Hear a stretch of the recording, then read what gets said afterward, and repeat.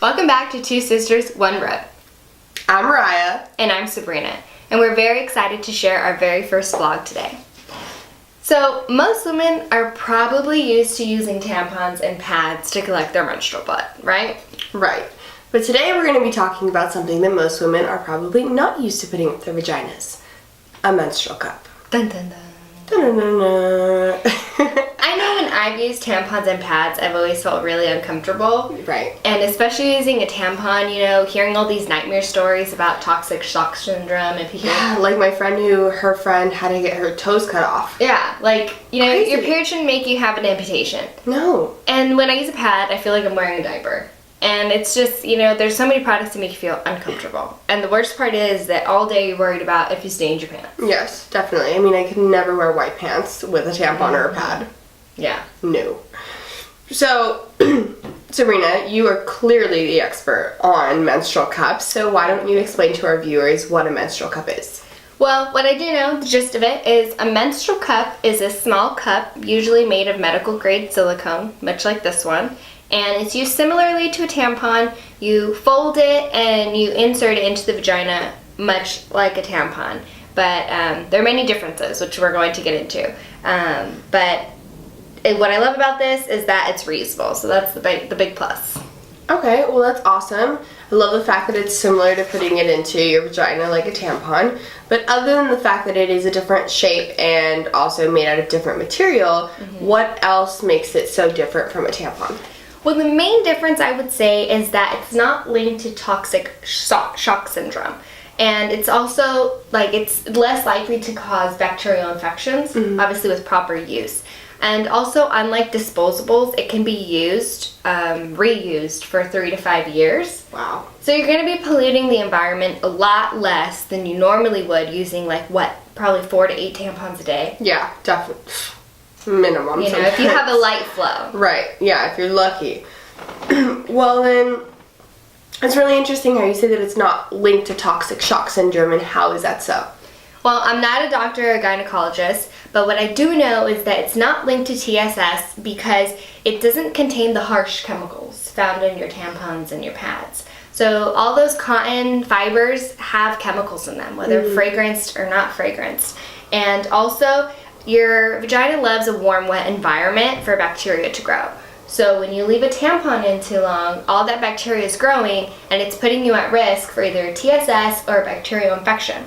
And the cup also doesn't absorb the blood with cotton. Right. It collects it directly into the cup. And you're also, by doing that, without cotton, you're not stripping your vagina from its natural moistures. Thank God, because I know I've had times where I'm a sexually active woman, so before I'm gonna go have sex, because I like to have sex on my period sometimes, I would take it out and my vagina would be dry sometimes. It was horrible. I mean, it wouldn't happen all the time, but it's not something that is good for you. Yeah, and your vagina usually isn't dry. The fact is that cotton is absorbing all the moisture, even the good moisture that's supposed to be in there. Wow, that's amazing. So, that being said, who can use the cup?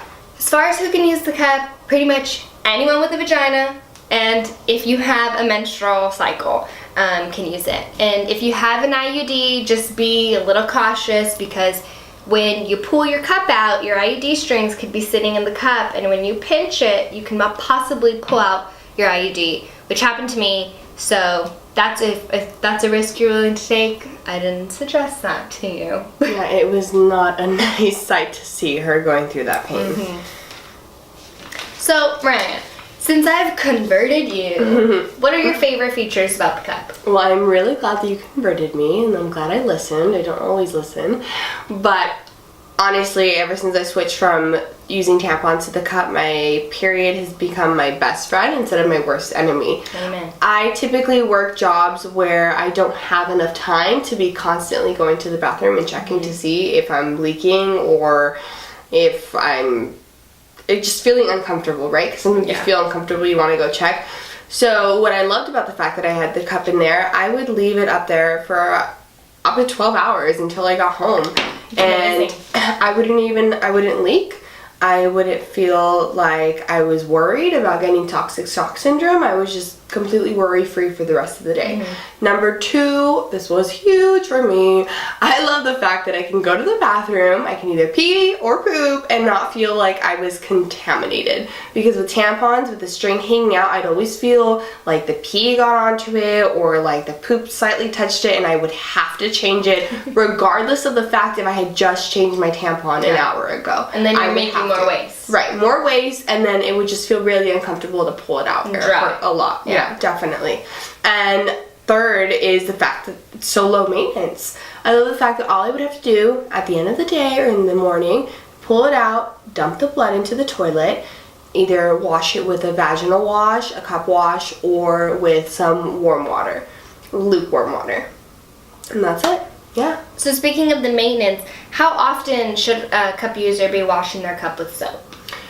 You should be washing your cup with soap 1 out of the 2 times because you want to make sure that you aren't putting anything up there that shouldn't be going up to your vagina, right? Making sure that we're safe. And it's also really important that you wash your hands before and after inserting your cup. Also, if you have long nails, trim them while you're learning. Eventually you'll be able to use your long nails in your cup. But yeah, this one has long nails. Yeah, one of them's broken. Don't look at that hand. So how affordable are they? This is probably the best selling point about a cup. They are extremely affordable. If I'm going to put it down into perspective, if you buy a Tampax Pearl box of 36, one a month, in 1 year, you're going to spend $83. With a menstrual cup, you purchase one and it's going to cost you anywhere between $20 to $30 and it's going to last you 3 to 5 years. Break that down even further. So with a cup, you're going to spend about up to $50 if you buy the most expensive one, right? With shipping, in 5 years, you're only going to spend $50. With Tampax Pearl, if you're only buying one a month for 5 years, that's going to be $415 that you are literally throwing down the toilet. Okay, so 5 years with a cup, max $50. 5 years, one tampon box a month, $415 down the trash, gone. And if that doesn't make you want to make the switch, I don't know what will. I don't know either. So hopefully this vlog helped open up your minds a little bit to the options that women have for their period. And we just want to share with the world, if you don't already know, tampons and pads are not the only option for you. There's many other options out there. Exactly. And do your research. Don't let corporate America make you feel like you only have 2 options. You don't. You have many options for you to be healthy and live, your best period life. Yes, and help the environment. And we want to thank you for watching Two Sisters, One Road, and please remember to think outside the tampon box. And in the words of Kim from Dirty Diaper Laundry, put a cup in it.